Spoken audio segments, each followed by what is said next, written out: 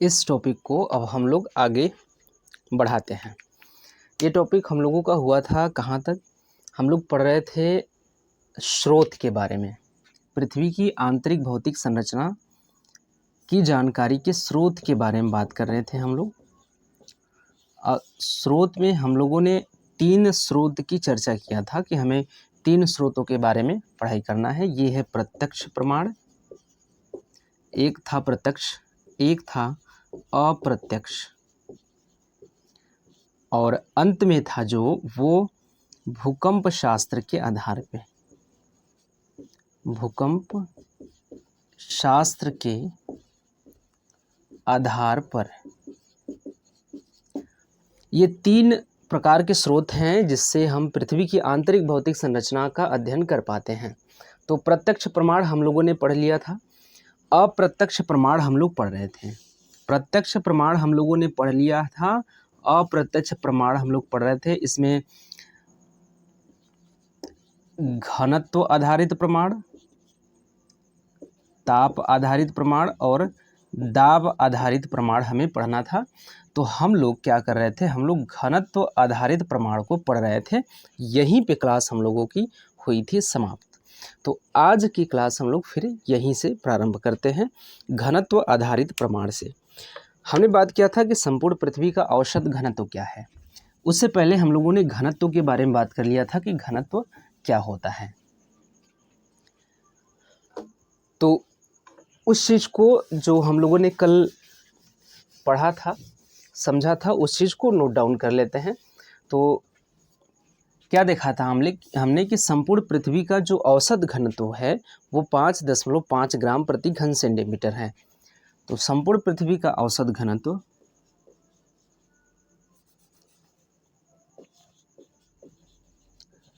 संपूर्ण पृथ्वी का औसत घनत्व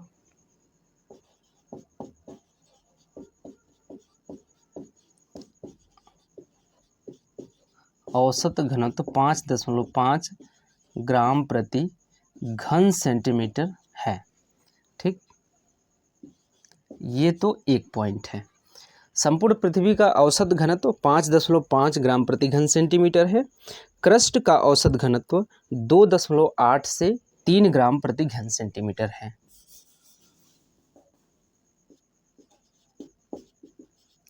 क्रस्ट का औसत घनत्व, क्रस्ट का औसत घनत्व 2.5 से 3 ग्राम प्रति घन सेंटीमीटर है। कितना है? 2.5 से 3 ग्राम प्रति घन सेंटीमीटर है। सॉरी, 2.8 ग्राम से 3 ग्राम प्रति घन सेंटीमीटर है।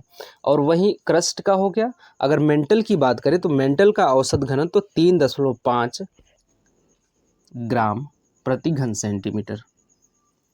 मेंटल का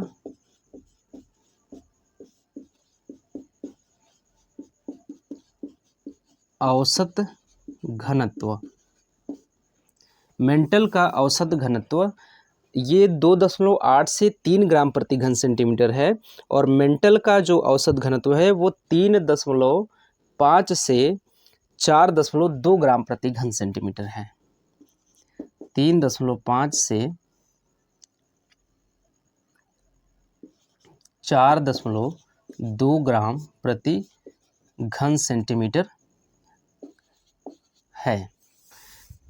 ये संपूर्ण पृथ्वी का औसत घनत्व हो गया, क्रस्ट का औसत घनत्व हो गया। मेंटल का औसत घनत्व हो गया। अब हम बात करेंगे क्रोड के औसत घनत्व के बारे में। तो क्रोड का जो औसत घनत्व है वो है 5 से 11 या 13 ग्राम प्रति घन सेंटीमीटर है। और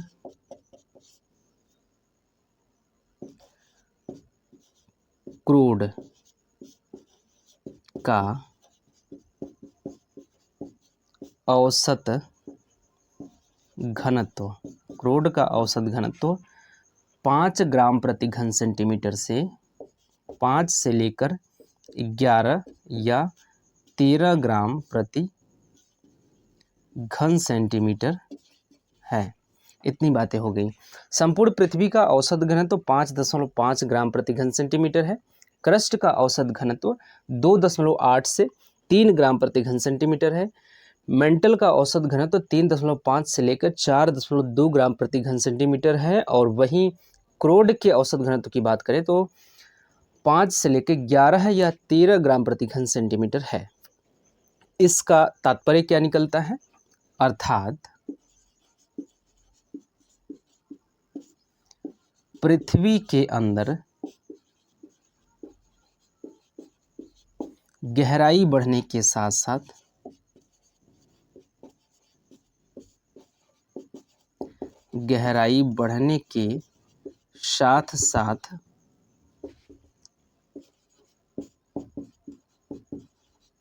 घनत्व में भी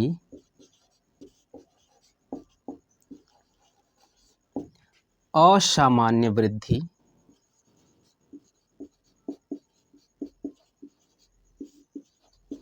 वृद्धि मापी जा रही है। ये हो गया लाइन हमारा पूरा। इसके बारे में क्या है कि संपूर्ण पृथ्वी का औसत घनत्व तो इतना ग्राम प्रति घन सेंटीमीटर है। ये सारी चीज़ें, इसका अर्थ ये निकलता है कि पृथ्वी के अंदर गहराई बढ़ने के साथ साथ घनत्व में भी असामान्य रूप से वृद्धि हो रही है। क्योंकि सबसे ऊपरी परत अर्थात क्रस्ट की बात करें तो इसका घनत्व 2.8 से 3 ग्राम प्रति घन सेंटीमीटर है। उसके नीचे वाले परत की बात करें, मेंटल की बात करें तो मेंटल का औसत घनत्व 3.5 से 4.2 ग्राम प्रति घन सेंटीमीटर हो जाता है। अर्थात ऊपरी क्रस्ट जो ऊपरी भाग है पृथ्वी का, उससे उसके नीचे वाला भाग का जो औसत घनत्व है वो बढ़ जाता है। अब इसके नीचे का जो मेंटल के नीचे का जो परत है उसको कहते हैं क्रोड। और क्रोड का घनत्व देख लीजिए 5 ग्राम प्रति घन सेंटीमीटर से 11 या 13 ग्राम प्रति घन सेंटीमीटर हो जाता है। तो इसका मतलब ये है कि गहराई बढ़ने के साथ साथ घनत्व में वृद्धि हो रही है। तो वही चीज़ कह रहा है कि अर्थात पृथ्वी के अंदर गहराई बढ़ने के साथ साथ घनत्व में भी असामान्य रूप से वृद्धि मापी जा रही है। इतनी बातें होगी। अब इस वृद्धि का कारण क्या है? इस वृद्धि का कारण क्या है? इसके लिए 2 मत सामने रखे गए। भूवैज्ञानिकों द्वारा 2 मत प्रस्तुत किए गए। वो 2 मतों का अलग अलग कोई नाम नहीं है। उसको एक को कहा जाता है प्राथमिक मत, एक को कहा जाता है द्वितीयक मत, या प्रथम मत या दूसरा मत। ऐसे करके बस लाइन से पहले जो आया उसको पहला, जो दूसरे नंबर पे आया उसको दूसरा मत कहा जाता है। कुछ अलग से उसका नाम नहीं है। तो इसमें उसको ऐड कर लेते हैं कि गहराई बढ़ने के साथ साथ घनत्व में भी असामान्य वृद्धि पाई जाती है। यह वृद्धि क्यों पाई जाती है? क्यों पाई जाती है? इसके लिए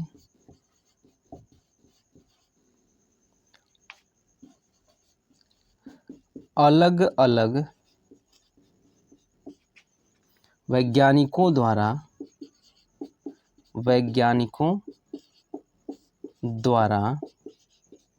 दो मत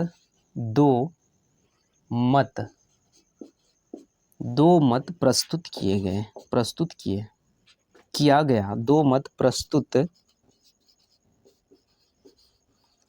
किया गया। ये कौन है? अब ये है प्रथम मत और द्वितीय मत, बस इतनी सी बात है। तो हमने देखा कि किस प्रकार से पृथ्वी में आंतरिक भागों में औसत घनत्व में वृद्धि हो रही है, और औसत घनत्व के पीछे का जो औसत घनत्व में जो वृद्धि हो रही है उसके पीछे का कारण क्या है, इसके लिए वैज्ञानिकों ने मत प्रस्तुत किए हैं अपने अपने। तो दो मत सामने आए हैं, एक को कहते हैं प्रथम मत और दूसरे को कहते हैं द्वितीय मत। तो इसी क्रम में हम लोग पहले प्रथम मत को देखेंगे, उसके बाद द्वितीय मत को देखेंगे।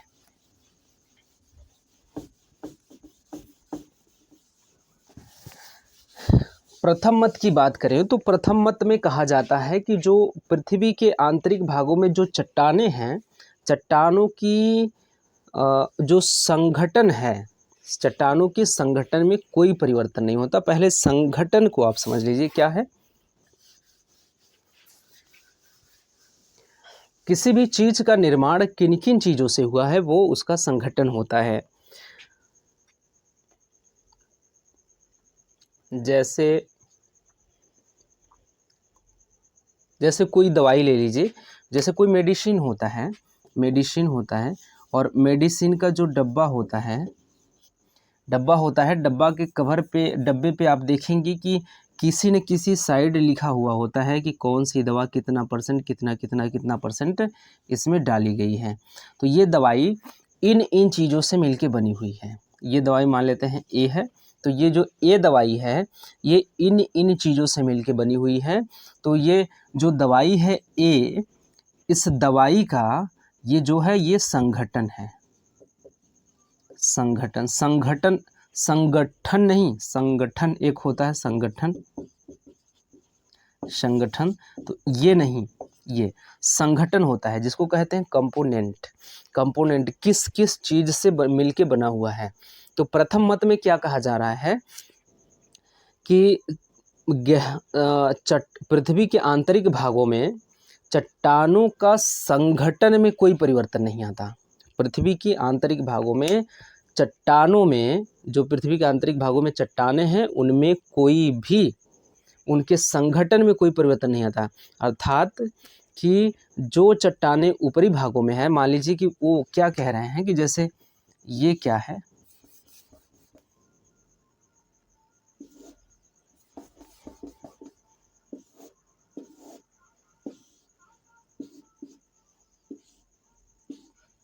ये है क्रस्ट, मेंटल और ये है क्रूड। ये क्या कह रहे हैं कि क्रस्ट में जो चट्टानें हैं, मान लेते हैं क्रस्ट में जो चट्टान है, क्रस्ट में कुछ चट्टानें हैं। अब इन चट्टानों का संगठन क्या है, मान लेते हैं, एज्यूम करते हैं, मान के चलते हैं कि ये चट्टानें बनी हुई हैं एक्स से, वाई से और जेड से। इन तीन रासायनिक पदार्थों से मिलकर ये चट्टानें बनी हुई हैं X1। ये चार रासायनिक पदार्थ ऐसे हैं जिससे मिलके क्या ये चट्टानें बनी हुई हैं क्रस्ट में। क्रस्ट में जितनी भी चट्टानें पाई जाएंगी वो क्या है, इन चारों रासायनिक पदार्थों से बनी हुई हैं, X, Y, Z और X1। ये चार तरह के रासायनिक पदार्थ हैं और इन्हीं पदार्थों से क्रस्ट में पाई जाने वाली चट्टानों का निर्माण होता है। सीधी सी बात है। फिर वो प्रथम मत कहता है, प्रथम मत के अनुसार ये कहा जा रहा है कि यहाँ की भी जो चट्टानें हैं ना, यहाँ की भी चट्टानें इसी पदार्थों से बनी हुई हैं। वो कह रहे हैं, इसका मतलब ये सीधी सी बात है, वो ये कह रहे हैं कि चट्टानों के संगठन में कोई परिवर्तन नहीं आ रहा है। ये इसका संगठन है, चट्टानों का ये संगठन है। संगठन का अर्थ है किस किस चीज़ से मिलके बना हुआ है। तो चट्टानें इन रासायनिक चीज़ों से मिलके बनी हुई हैं, तो ये इनके संगठन है और यहाँ पे भी कोई परिवर्तन नहीं है। इसी प्रकार से क्रोड में जो पाई जाने वाली चट्टानें हैं इनका भी संगठन वही है। तो ये कह रहे हैं, प्रथम मत वाले कह रहे हैं कि जो चट्टानें हैं पृथ्वी के आंतरिक भागों में उनके संगठन में कोई परिवर्तन नहीं पाया जाता है।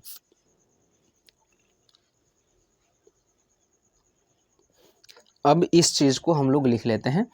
और अगर बात करें तो इस मत को तार्किक नहीं माना जाता।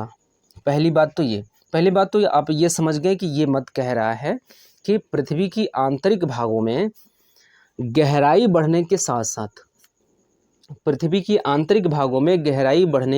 साथ चट्टानों के संघटन में कोई परिवर्तन नहीं है। अर्थात क्रस्ट में चट्टानें जिन जिन रासायनिक पदार्थों से बनी हुई हैं, मेंटल में भी चट्टानें उन्हीं रासायनिक पदार्थों से बनी हुई हैं। यही नहीं बल्कि क्रोड में जितनी चट्टानें हैं वो चट्टानें भी उन्हीं रासायनिक पदार्थों से मिलके बनी हुई हैं, जिन जिन रासायनिक पदार्थों से मिलके क्रस्ट और मेंटल की चट्टानें बनी हुई हैं।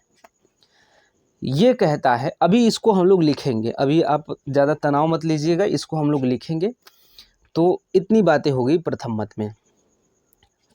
इस मत के अनुसार सतह से केंद्र की ओर जाने पे चट्टानों की रासायनिक जो चट्टानों की संगठन है, जो चट्टानों की रासायनिक अवस्था है, उसमें कोई परिवर्तन नहीं आता है। अब ये कहते हैं कि गहराई बढ़ने के साथ साथ, उसके आगे कहते हैं, इतना कहने के बाद वो कहते हैं कि गहराई बढ़ने के साथ साथ गहराई जैसे जैसे बढ़ती जा रही है, ये सारी चीज़ें अभी हम लोग लिखेंगे, तनाव मत लीजिएगा। गहराई बढ़ने के साथ साथ क्या हो रहा है कि घनत्व भी बढ़ रहा है। क्या हो रहा है? घनत्व बढ़ रहा है। ये कह रहे हैं, पहले तो ये कह रहे हैं कि चट्टानों की रासायनिक जो संगठन है, रासायनिक संगठन है, उसमें कोई परिवर्तन नहीं आ रहा है, और गहराई बढ़ने के साथ साथ घनत्व क्या हो रहा है? बढ़ रहा है। और ये घनत्व कैसे बढ़ रहा है? जहां यह घनत्व सामान्य दर से बढ़ रहा है। समान दर से बढ़ रहा है।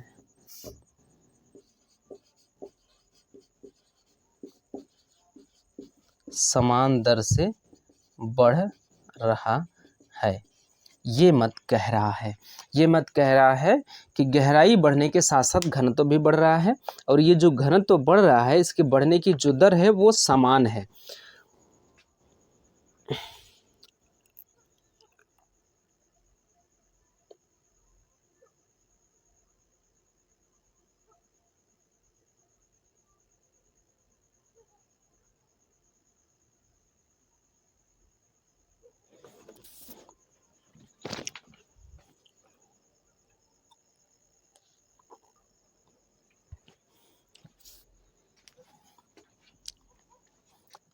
ये कह रहे हैं कि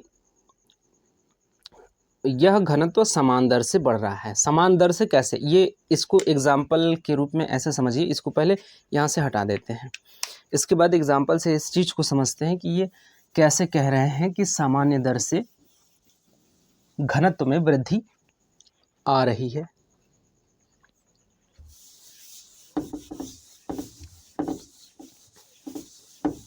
ये देखिए, पानी लग जाने की वजह से चलेगा नहीं मारकर। ठीक, हमें क्या समझना है कि यह घनत्व समान दर से बढ़ रहा है, इसको समझना है। तो कैसे समझना है? ये वाला डायग्राम, जब तक हम पृथ्वी की आंतरिक संरचना पढ़ रहे होंगे, ये वाला जो चित्र है वो आता रहेगा सामने बार बार। ये इसको छोड़ दीजिए, ये वाला हटा देते हैं, क्योंकि क्रस्ट मेंटल क्रूड हमें नहीं समझना है। हमें ये समझना है कि कैसे ये कह रहे हैं, ये क्या समझाने का प्रयास कर रहे हैं। ये वाला एरिया मान लेते हैं, हम लोग ले लेते हैं।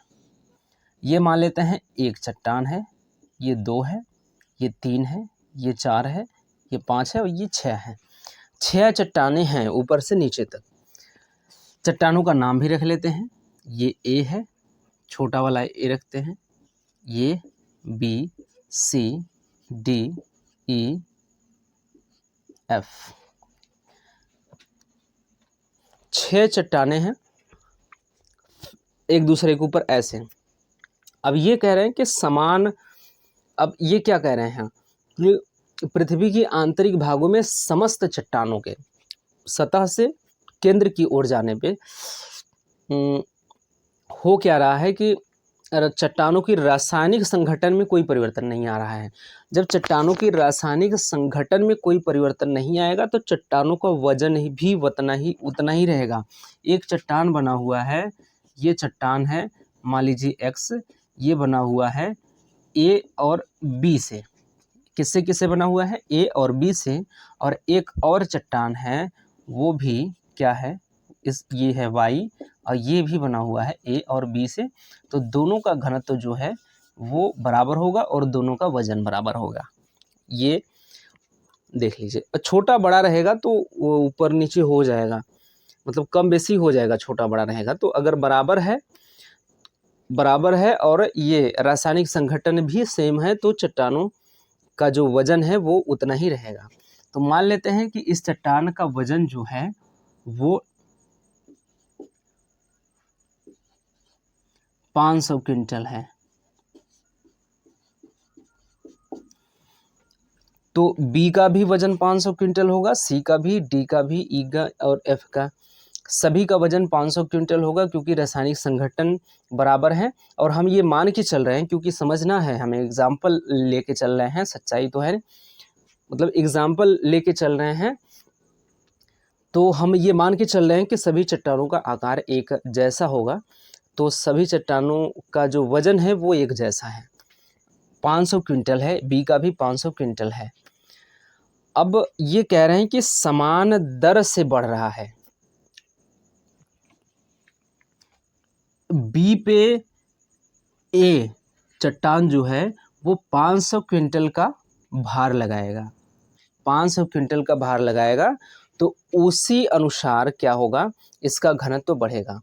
500 क्विंटल का भार लगाएगा बी पे, ए नामक चट्टान बी नामक चट्टान पे 500 क्विंटल का भार लगाएगा, और बी नामक चट्टान सी नामक चट्टान पे 500 क्विंटल का भार लगाएगा। लेकिन ध्यान देने योग्य बात ये है कि इस पे सिर्फ 500 क्विंटल का ही भार नहीं पड़ेगा, इस पे पड़ेगा 1000 क्विंटल का भार, क्योंकि इस पे सी पे अब दो चट्टानों का भार पड़ेगा, तो इस पे पड़ेगा 1000 क्विंटल का भार पड़ेगा। तो इसका घनत्व तो इस प्रकार से बढ़ेगा। तो उसी प्रकार से सभी ये भी ए बी सी, अब क्या होगा कि डी पे क्या होगा, डी पे 3 चट्टानों का भार जाएगा, 3 चट्टानों का भार जाएगा ए बी और सी का। तो इस पे जो भार पड़ेगा डी पे वो पड़ेगा 1500 क्विंटल का। तो अब देख लीजिए समान रूप से बढ़ रहा है, इस पे 500 क्विंटल का, इस पे 1000 क्विंटल का, इस पे 1500 क्विंटल का।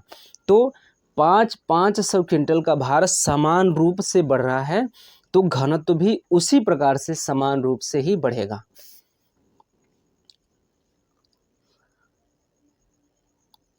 समझ में आया? अभी फिर एक बार और देख लेते हैं, फिर से मिटा के फिर से देख लेते हैं ताकि अच्छे से समझ में आ जाए।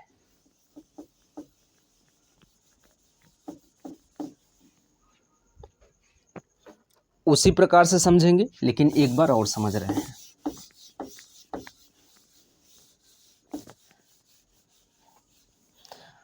घनत्व समान दर से बढ़ रहा है, समान दर से बढ़ रहा है, ये समझ में आ रहा है कि कह रहा है कि समान दर से बढ़ रहा है, लेकिन समान दर से बढ़ कैसे रहा है ये हम लोग समझ रहे हैं। तो कैसे बढ़ रहा है इसी चीज़ को हम लोग समझ रहे हैं। अब इसको हम लोग नहीं बनाते हैं, आराम से समझ में आ जाएगा, ऐसे ही सिंपल बना लेते हैं। एक चट्टान है, ये है 2 3 4 5 6, मान लीजिए ये सब चट्टानें हैं एक दूसरे के ऊपर लदे हुए हैं। ये जो चट्टान है, ये चट्टान है ए, ये है बी, ये सी, ये डी, ये ई। उस बार एफ तक था तो एफ भी ले लेते हैं, ये है एफ। इतने ढेर सारे चट्टानें हैं। इन चट्टानों का इसका जो रासायनिक संगठन है वो है किस किस चीज़ से बना हुआ है, तो ये बना हुआ है X वाई और जेड, 3 प्रकार के रासायनिक पदार्थों से मिलके चट्टान ए बना हुआ है। तो अब ये प्रथम मत वाले क्या कहते हैं कि चट्टानों की रासायनिक संगठन में कोई परिवर्तन नहीं आता, अर्थात बी भी इन्हीं रासायनिक संगठनों का मिश्रण होगा। सी चट्टान भी इसी रासायनिक संगठनों का समुच्चय होगा। तो इस प्रकार से सभी चट्टानों में ए से लेके एफ तक के सभी चट्टानों का रासायनिक संगठन ए एक्स वाई जेड ही होगा। तो हम लोग मान के चलते हैं कि सभी चट्टानों का आकार बराबर होगा, तो वजन भी बराबर होगा, क्योंकि सभी के रासायनिक जो घनत्व वो संगठन है वो समान है, बराबर है। तो इसका वजन कितना हो जाएगा, इसका वजन मान लेते हैं, हल्का लेते हैं, एकदम एग्जाम्पल लो तरीके से लेते हैं। तो इसका वजन हो जाएगा 1 किलो, 5 किलोग्राम ले लेते हैं, 5 किलोग्राम इसका वजन है। इसका भी वजन है 5 किलोग्राम, इसका भी है 5 किलोग्राम, इसका भी है 5 किलोग्राम, 5 किलोग्राम, 5 किलोग्राम, ठीक। सबका वजन 5-5 किलोग्राम है। अब हम लोगों को क्या देखना है, हमें ये समझना है कि समान दर से घनत्व कैसे बढ़ रहा है। सच्चाई है कि नहीं है ये हम लोग नहीं समझ रहे हैं, हम लोग ये समझ रहे हैं कि ये क्या समझाना चाह रहे हैं। सच्चाई है नहीं है ये हम अभी देख लेंगे बाद में। तो ए जो दबाव लगाएगा इस पे, ये कितने का लगाएगा, 5 किलोग्राम का लगाएगा। तो घनत्व भी, दबाव बढ़ेगा तो घनत्व बढ़ेगा। तो जिस प्रकार से ये बी पे दबाव लगाएगा वो घनत्व उसी हिसाब से बढ़ेगा, उसी आधार पे बढ़ेगा। अब क्या है कि बी जो है सी पे भी 5 किलोग्राम का घनत्व वो दबाव लगाएगा, तो उसी प्रकार से इसका घनत्व बढ़ेगा। लेकिन यहाँ से अब इसको हटा के यहाँ से देखते हैं कि सी जो है, सी पे इन दोनों चट्टानों का भार आएगा, सी पे इन दोनों चट्टानों का भार आएगा। ये इसका इस पे आएगा और इसका भार लेके ये इस पे लगा देगा, तो दोनों चट्टानों का भार आएगा। तो इस पे कितना भार पड़ेगा, इस पे पड़ेगा 10 किलोग्राम, 10 किलोग्राम का भार सी पे पड़ेगा, ठीक।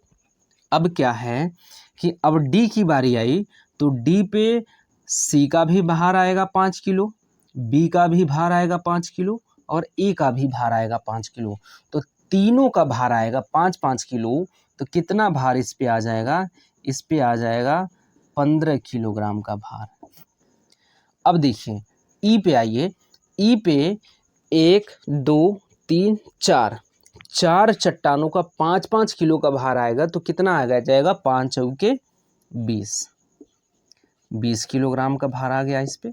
इसी प्रकार से 1 2 3 4 5 चट्टानों का भार इस पे आएगा और सभी चट्टानों का वजन 5-5 किलो है, तो हो जाएगा 25 किलोग्राम इस पे भार आ जाएगा। तो अब हम लोग भार की बात नहीं कर रहे हैं घनत्व की। तो भार जितना आएगा, जितना दबाव पड़ेगा उस पे, घनत्व उसका उसी प्रकार से बढ़ेगा, तो उसी प्रकार से घनत्व भी बढ़ेगा उसका। तो अब देखिए इस पे 5 किलो का दबाव, इस पे 10 किलो का दबाव, इस पे 15, इस पे 20 और इस पे 25, 5-5 किलो का दबाव इसमें अंतर हो रहा है सभी में। कितने का, 5 किलोग्राम का, 5 किलोग्राम का दबाव सब पे बढ़ रहा है। तो उसी आधार पे इसका घनत्व भी बढ़ेगा, उसी आधार पे उसका घनत्व भी बढ़ेगा। तो समान रूप से दाब बढ़ रहा है 5-5 किलो, तो समान रूप से घनत्व भी बढ़ेगा। तो इस प्रकार से ये कह रहे हैं कि यह घनत्व समान दर से बढ़ रहा है। ऐसा नहीं है कि इस पे इसका घनत्व, जैसे इस पे 10 किलो का भार पड़ा है तो इस पे आके 60 किलो का पड़ जाएगा, इस पे आके 75 कुंटल का पड़ जाएगा, इस पे आके 10,000 कुंटल का पड़ जाएगा। उल्टा पुल्टा नहीं पड़ रहा है, एक समान दर से वो घनत्व का दर बढ़ रहा है समान दर से, ये बता रहे हैं प्रथम मत वाले। तो इस प्रकार से ये बता रहे हैं। अब चूंकि ये बताना यही चाह रहे हैं कि घनत्व कैसे बढ़ रहा है, पृथ्वी की आंतरिक भागों में गहराई बढ़ने पे घनत्व बढ़ रहा है। हम लोगों ने पहले बात कर लिया है कि पृथ्वी के आंतरिक भागों में गहराई बढ़ने पे घनत्व बढ़ रहा है। ये घनत्व बढ़ क्यों रहा है, ये दो लोग बताए हैं और दोनों के मत को प्रथम मत कहते हैं और दूसरे को दूसरा मत कहते हैं। तो प्रथम मत ये बता रहा है कि कैसे घनत्व बढ़ रहा है पृथ्वी के आंतरिक भागों में, तो ऐसे ही बता रहा है कि देखो ऐसे बढ़ रहा है पृथ्वी के आंतरिक भागों में घनत्व। अब अगर इसका क्रिटिसाइज करना चाहें प्रथम मत का, तो जो ये लोग पहले कह रहे हैं कि पृथ्वी की आंतरिक भागों में गहराई बढ़ने के साथ साथ चट्टानों के रासायनिक संगठन में कोई परिवर्तन नहीं आता है, ये बात जो ये कह रहे हैं, तो इस बात में कहीं ना कहीं गलती देखने को मिल रहा है। क्योंकि अगर रासायनिक संगठन पृथ्वी के आंतरिक भागों में गहराई बढ़ने के साथ साथ चट्टानों के रासायनिक संगठन में अगर कोई परिवर्तन नहीं होता, तो पृथ्वी की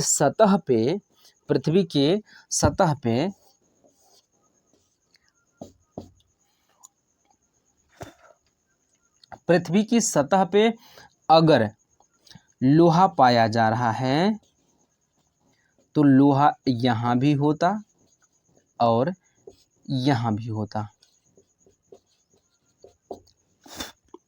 विभिन्न प्रकार के खनिज पदार्थ, विभिन्न प्रकार के धातु, विभिन्न प्रकार के सभी चीज़ें पृथ्वी के आंतरिक भागों से नहीं निकल पाती इसलिए क्योंकि सभी का अगर रासायनिक संगठन एक ही होता, तो मान लेते हैं कि सभी का रासायनिक संगठन इस प्रकार होता, सभी चट्टानों का रासायनिक संगठन इस प्रकार होता कि ये चट्टान अंततः गोल्ड बन जाता, सोना बन जाता। तो अब चूंकि रासायनिक संगठन क्या है, समान है, रासायनिक संगठन इसका भी संगठन समान है, इसका भी समान है। तीनों परतों के चट्टानों का रासायनिक संगठन समान है। अगर इस प्रकार से इसका रासायनिक संगठन है कि इस चट्टान का निर्माण, चट्टान से फिर क्या हो जाएगा, वो हो जाएगा सोना। तो इसका भी रासायनिक संगठन ऐसा ही है, तो यहाँ भी सोना ही पाया जाएगा, यहाँ ही गोल्ड ही पाया जाएगा, यहाँ भी गोल्ड ही पाया जाता। अगर ऐसा होता कि सभी चट्टानों के रासायनिक संगठन समान होते तो। अब चूंकि नहीं है, यही प्रूफ कर रहा है कि नहीं, ये बात गलत है कि चट्टानों के रासायनिक संगठन में कोई परिवर्तन नहीं आता। ये बात एकदम एक सिरे से गलत है। गलत इसलिए है कि अगर ऐसा होता तो विभिन्न प्रकार के खनिज पदार्थ नहीं पाए जाते, वो एक ही प्रकार का खनिज पदार्थ पाया जाता। जो भी होता, रासायनिक संगठन के आधार पर अगर लोहा ही ऊपरी परत पे होता तो नीचे भी लोहा ही होता, क्योंकि रासायनिक संगठन ही सबका समान है, तो वो भी लोहा ही बनेगा। तो विभिन्न प्रकार के खनिज पदार्थ पाए जा रहे हैं, इसका मतलब कि उनका ये जो बात है वो गलत है। लेकिन ये जो बता रहे हैं तो इनका तरीका है, ये बताने का प्रयास कर रहे हैं। हम लोग किसी वैज्ञानिक के मत की बात कर रहे हैं, तो जैसा वो कहे हैं वैसा हम लोग समझने का प्रयास कर रहे हैं। तो इसी चीज़ को हम लोग लिख लेते हैं अभी तक जो हम लोगों ने समझा है।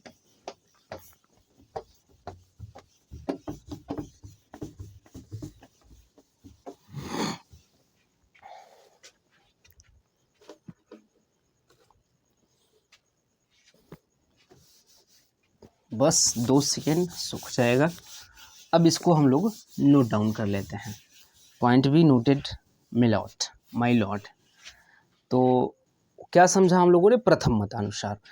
वहाँ तक हम लोगों ने लिखा था कि 2 प्रकार के मत सामने आए हैं। पृथ्वी के आंतरिक भागों में गहराई बढ़ने के साथ साथ घनत्व में वृद्धि हो रही है। ऐसा क्यों हो रहा है, इसके लिए 2 मत सामने आए, जिसको कहते हैं प्रथम मत और द्वितीय मत। उसके आगे हम लोग लिखेंगे हेडिंग डाल के प्रथम मतानुसार।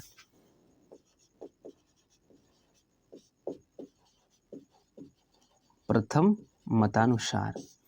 अब प्रथम मत के अनुसार हम लोगों ने सारी की सारी चीज़ें समझ ली हैं, अब हमें सिर्फ लिखना है। तो सतह से केंद्र की ओर जाने पर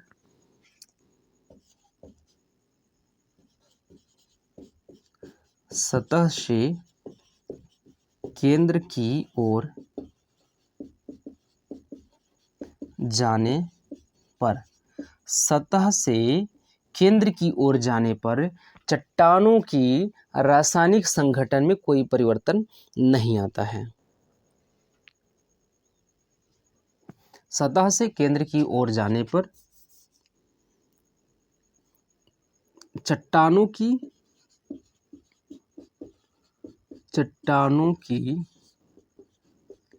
रासायनिक संघटन में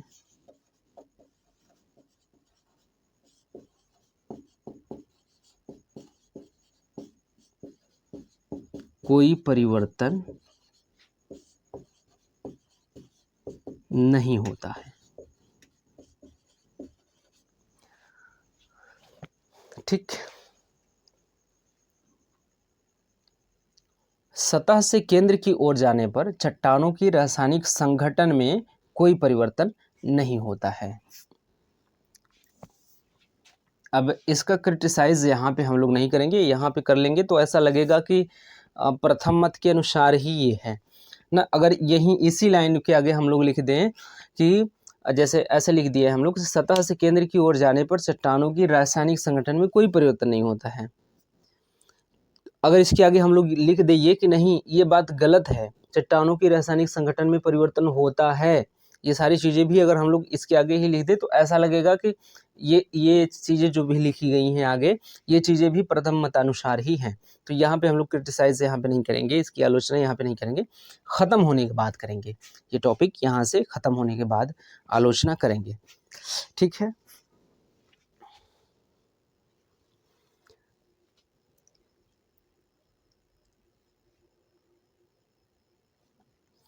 कोई परिवर्तन नहीं होता है। जहां गहराई बढ़ने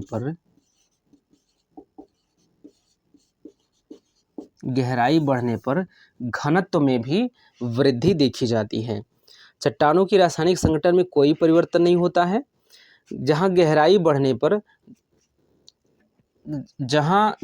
बढ़ने पर दाब भी बढ़ता है। ये चीज़ हम लोगों ने समझा है, गहराई बढ़ने पर दाब भी बढ़ता है। ठीक, दाब भी बढ़ता है। ये सिंपल सी लाइन यहाँ तक हो गई। इसके आगे अगर हम लोग लिखना चाहें तो कैसे लिख सकते हैं, क्योंकि सभी चट्टानों का रासायनिक संघटन समान है तो उनके द्वारा लगाया गया दाब भी समान होगा। अब चूंकि सभी चट्टानों का रासायनिक संघटन समान है, रासायनिक संघटन समान है तो इनके द्वारा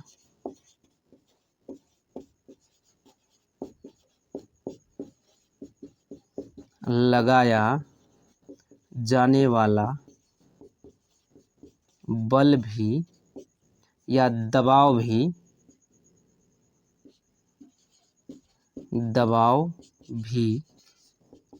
समान होगा। रासायनिक संघटन समान है तो इसके द्वारा लगाया जाने वाला दबाव भी समान होगा। अतः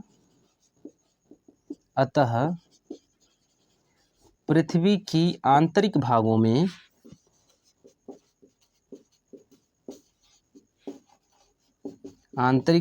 में गहराई बढ़ने के साथ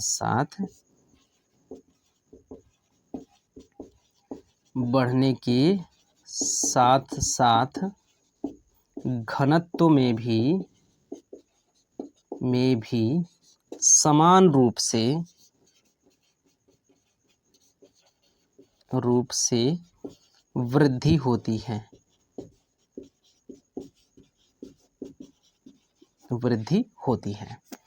ये हो गई इसके बारे में। इसको ध्यान से एक बार पढ़, जब हम इधर उधर टहल रहे होंगे, इसके सामने आ गए अगर, तो ये थोड़ा थोड़ा धीरे धीरे धुंधला हो जाएगा। कुछ टाइम टिकेंगे, 1-2 सेकेंड, फिर ये साफ हो जाएगा। ये AI जो मोबाइल का कैमरा है, ये AI आर्टिफिशियल इंटेलिजेंस जो है वो एडजस्ट कर रहा है, तो इसकी वजह से धुंधला हो जा रहा है। तो इसलिए 10-5 सेकंड के लिए मैं साइड में हो जाया करूँगा और आप देख लिया करिए। तो अभी इसको ध्यान से पढ़ लीजिए और नोट कर लीजिए।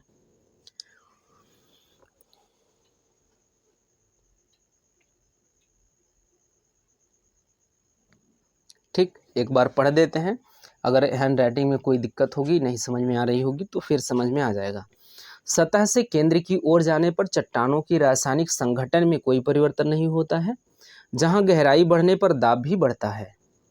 चूंकि सभी चट्टानों का रासायनिक संगठन समान है, तो इसके द्वारा लगाए जाने वाला जो बल है, जो लगाया जाने वाला जो दबाव है, वो भी समान होगा।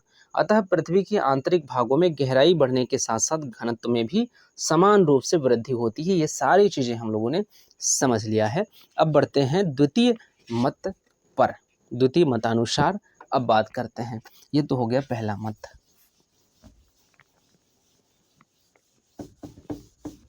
जब हम लोग समझ रहे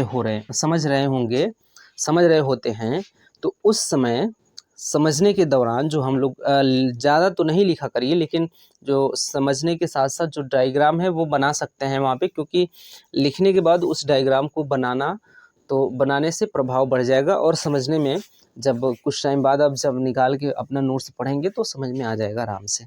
तो अब द्वितीय मत के अनुसार अगर हम लोग बात करें, द्वितीय मत के अनुसार बात करने से पहले हम लोग एक टर्म पे बात कर लेते हैं, क्योंकि ये टर्म आने वाला है उसमें। तो इसको कहते हैं प्रत्यास्थ सीमा।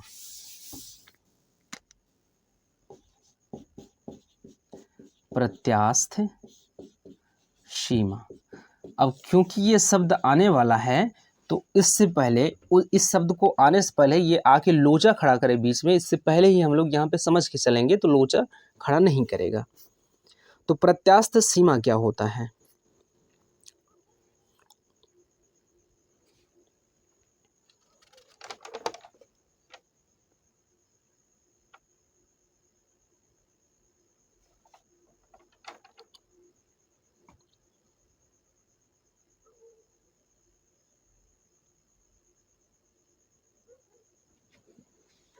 प्रत्यास्थ सीमा कल हम लोगों ने बात किया था, कल के क्लास में, जब हम लोग बात कर रहे थे कि एक डब्बा है, 2 डब्बा है, 3 डब्बा है, सभी डब्बों का साइज़ बराबर है और सभी में किसी में 1 किलो रुई, किसी में 2 किलो, किसी में 3 किलो भरा जा रहा है।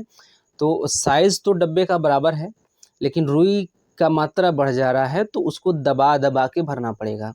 तो 10-20 डब्बे हैं साइज़ के बराबर के, और लास्ट वाले डब्बे में 20 किलो रुई भरना है, तो दबा दबा के भरेंगे। लेकिन अंतिम में ऐसा कोई ना कोई डब्बा ज़रूर आ जाएगा। भरते जाइए, गिनती मत करिए कि 20 ही डब्बा है, भरते जाइए। कोई ना कोई ऐसा डब्बा ज़रूर आएगा, कोई ना कोई ऐसा वज़न ज़रूर आएगा कि अब उससे ज़्यादा उसमें नहीं होगा। एक डब्बे में 1 किलो भरा आपने, दूसरे डब्बे में 2 किलो भरा, 50वें डब्बे में आपने 50 किलो भरा। हो सकता है 91वें डब्बे में 91 किलो आ जाए, 51वें डिब्बे में 51 किलो आ जाए, 52वें डिब्बे में भी 51 किलो ही आए, 53वें डिब्बे में भी कितनों दबा लें 51 किलो ही आए, 54वें डिब्बे में भी 51 किलो ही आए, तो ये 51 किलो उसकी प्रत्यास्थ सीमा हो जाएगी। कितनों दबाव बढ़ाइए, दबाते रहिए, अब वो उसका घनत्व बढ़ेगा ही नहीं, वही उसकी प्रत्यास्थ सीमा होती है। किसी भी चीज़ की प्रत्यास्थ सीमा होती है, वो बर्दाश्त करने की सीमा होती है, वही होती है प्रत्यास्थ सीमा। ठीक है, इसको बहुत ज़्यादा समझने की ज़रूरत नहीं है, वो हम भूल गए थे कि हम लोग समझ लिए हैं उसको, तो समझ लिए थे थोड़ा सा। ठीक है, अच्छा फिर से समझ लेते हैं।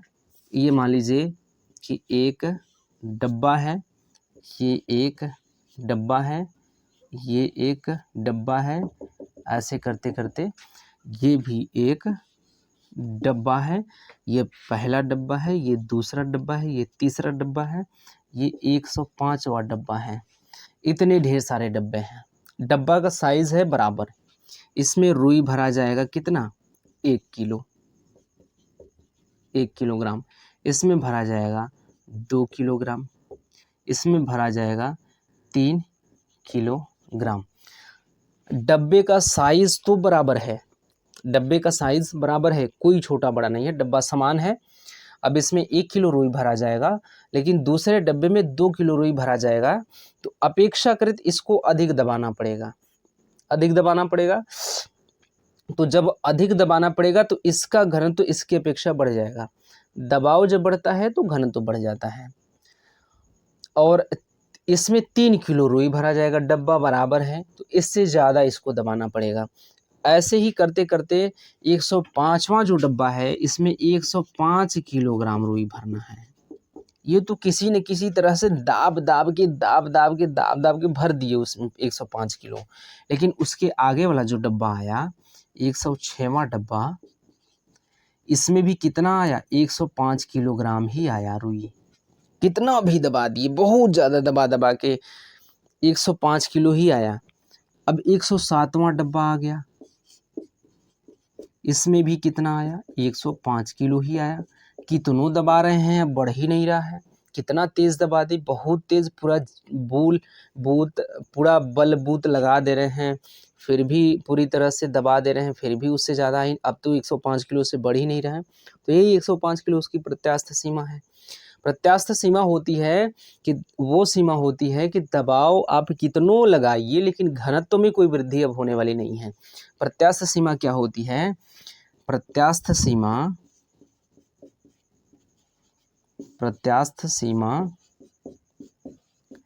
किसी वस्तु की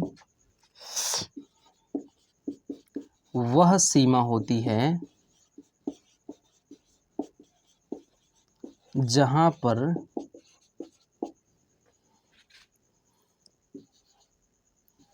दबाव बढ़ाने पर भी घनत्व में वृद्धि नहीं होगी, वृद्धि नहीं होगी, नहीं होती है।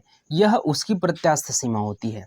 जहाँ पर उसका घनत्व अब बढ़ना बंद हो जाए, वही उसकी प्रत्यास्थ सीमा। मान लीजिए कि इसका घनत्व 105 किलो है, इसका घनत्व 105 है, उसका घनत्व मान लीजिए इसका घनत्व 1 है, इसका 2 है, इसका 3, 4, 5 ऐसे करके इसका 105 है। अब इसका घनत्व 105 से अब बढ़ ही नहीं रहा है, अब आगे जा ही नहीं रहा है, तो यही उसकी प्रत्यास्थ सीमा है। ठीक है, अब बढ़ते हैं अपने द्वितीय मत की ओर कि दूसरा मत क्या कहता है।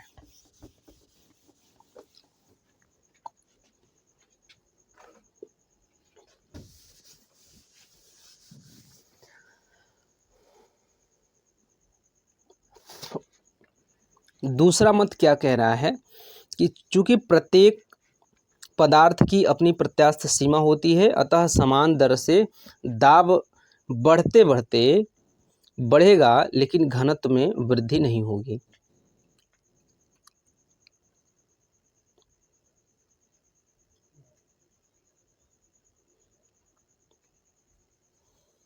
ये कह रहे हैं कि प्रत्येक पदार्थ की अपनी प्रत्यास्थ सीमा होती है द्वितीय मतानुसार।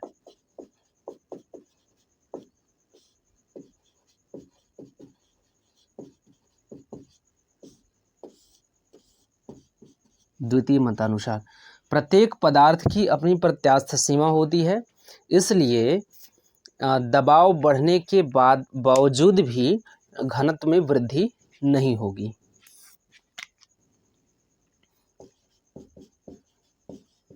प्रत्येक पदार्थ की अपनी प्रत्यास्थ सीमा होती है, प्रत्यास्थ सीमा होती है। अतः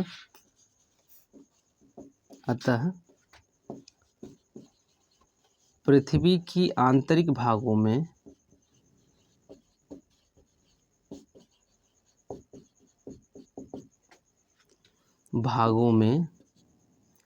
दबाव बढ़ने के बावजूद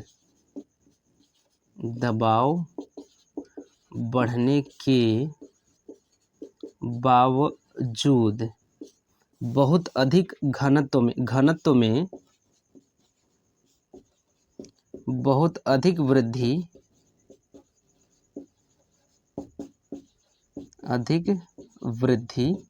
नहीं होगी। क्या होगी? बहुत अधिक वृद्धि नहीं होगी, क्योंकि प्रत्येक वस्तु की अपनी प्रत्यास्थ सीमा होती है।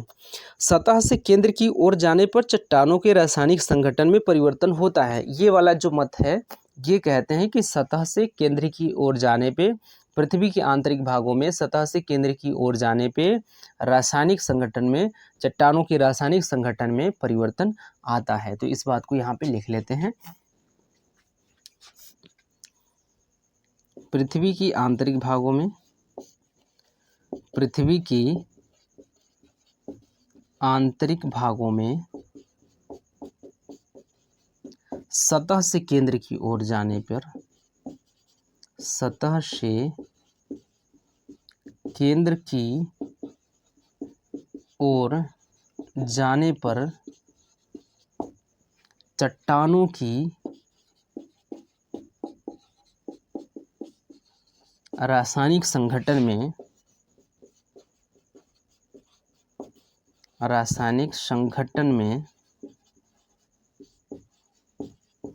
परिवर्तन होता है।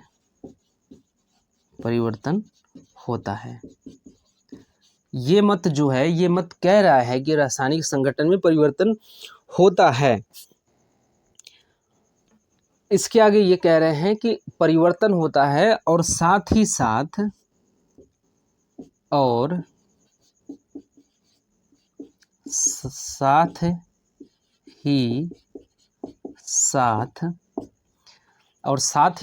पृथ्वी की आंतरिक भागों में भारी चट्टानें और ऊपरी भागों में जो हैं, ऊपरी भागों की चट्टानें जो हैं वो हल्की चट्टानें हैं।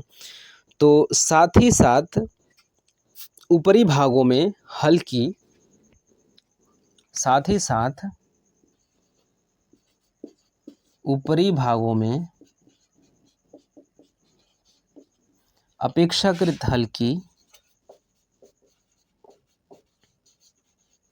अपेक्षाकृत हल्की व निचले भागों में अपेक्षाकृत भारी चट्टानें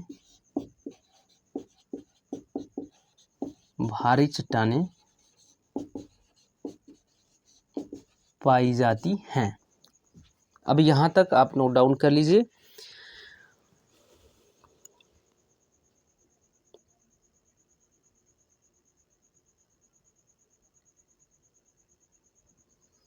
ठीक,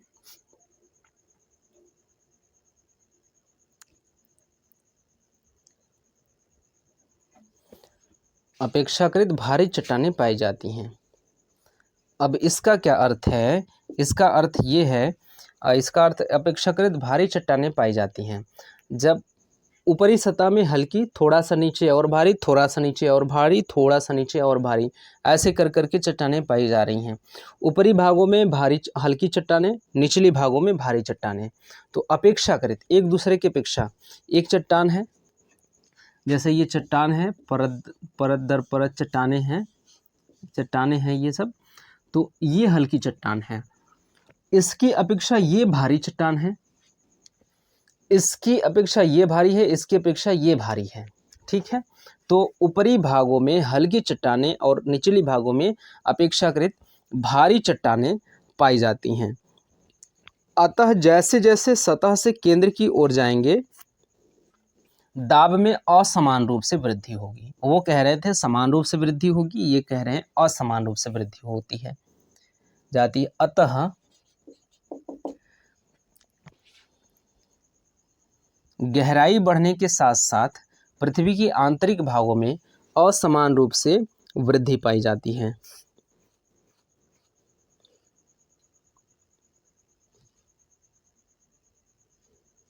अतः जैसे जैसे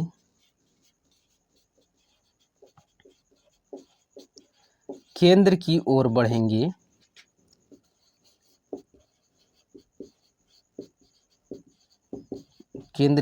बढ़ेंगे, तो असमान रूप से दबाव भी बढ़ेगा। क्या होगा, असमान दर से दबाव में भी वृद्धि होगी। तो दाब में असमान दर से वृद्धि होगी, बढ़ेंगे तो दाब में असमान रूप से वृद्धि होगी।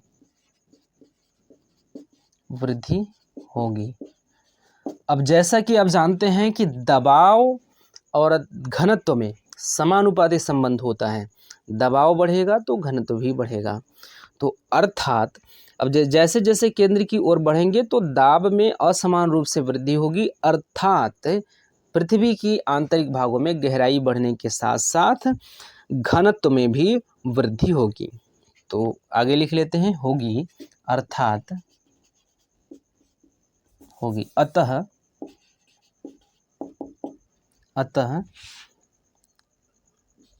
पृथ्वी की आंतरिक भागों में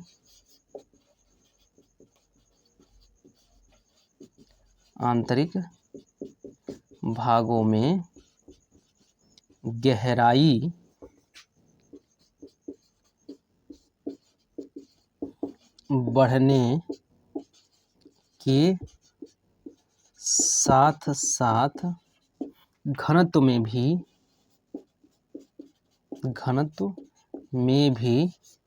वृद्धि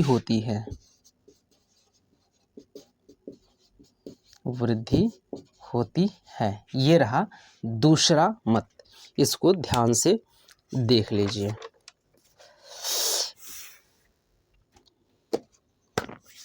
ठीक, इसको पढ़ देते हैं। द्वितीय मतानुसार क्या है कि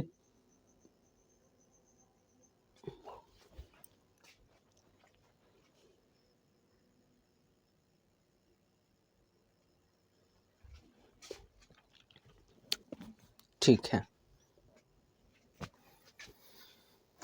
द्वितीय मतानुसार प्रत्येक पदार्थ की अपनी अपनी प्रत्यास्थ सीमा होती है। ठीक, अतः पृथ्वी की आंतरिक भागों में दबाव बढ़ने के बावजूद घनत्व में बहुत अधिक वृद्धि नहीं होगी, क्योंकि प्रत्यास्थ सीमा होती है। कितना दबाएगा, दबाते दबाते थक जाएगा, कुछ हद तक ऐसा होगा कि उसका घनत्व बढ़ेगा ही नहीं, तो बहुत अधिक घनत्व में वृद्धि नहीं होगी। ये सामान्य सी बात है। पृथ्वी की आंतरिक भागों में सतह से केंद्र की ओर जाने पर चट्टानों की रासायनिक संगठन में परिवर्तन होता है। ये कह रहे हैं कि चट्टानें किन किन चीज़ों से मिलकर बनी हैं और रासायनिक संगठन में परिवर्तन होता है। ऐसा नहीं है सतह की चट्टानें किन किन रासायनिक संगठनों से मिलकर बनी हैं, मतलब किन किन रासायनिक पदार्थों से मिलकर बनी हैं, उन्हीं रासायनिक पदार्थों से मिलकर के बीच की चट्टानें नहीं बनी हुई हैं, उसमें परिवर्तन है। वो कह रहे हैं कि पृथ्वी की आंतरिक भागों में केंद्र की ओर जाने पे चट्टानों की रासायनिक संगठन में परिवर्तन होता है और साथ ही साथ ऊपरी भागों में अपेक्षाकृत हल्की व निचले भागों में अपेक्षाकृत भारी चट्टानें पाई जाती हैं। ठीक, अतः जैसे जैसे केंद्र की ओर बढ़ेंगे तो दाब में असमान रूप से वृद्धि होगी। अतः पृथ्वी की आंतरिक भागों में गहराई बढ़ने के साथ साथ घनत्व में भी वृद्धि होती है। घनत्व में वृद्धि क्यों होती है? क्योंकि दाब और घनत्व में समानुपाती संबंध पाया जाता है। जब दबाव जितना ही बढ़ेगा घनत्व उतना ही बढ़ेगा। तो इतनी बातें हो गई हमारे क्लियर।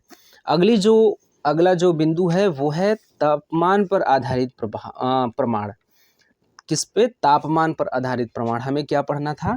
3 चीज़ें हमें पढ़नी थी, घनत्व पर आधारित प्रमाण, ताप पर आधारित प्रमाण और दाब पर आधारित प्रमाण। तो घनत्व पर आधारित प्रमाण हम लोगों ने कंप्लीट कर लिया है। क्या कर लिया है? घनत्व पर आधारित प्रमाण को हम लोगों ने कंप्लीट कर लिया है।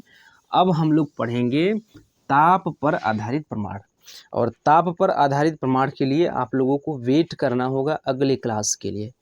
तो फिर मिलते हैं अगले क्लास में लेकर के ताप पर आधारित प्रमाण, जो कि एक बिंदु है, एक टॉपिक है, पृथ्वी की आंतरिक संरचना उससे संबंधित है। उसी को हम लोग आगे बढ़ा रहे हैं और आगे बढ़ाते हुए देखते हैं हम लोग कि कितनी क्लास में पृथ्वी की आंतरिक संरचना को कंप्लीट करते हैं।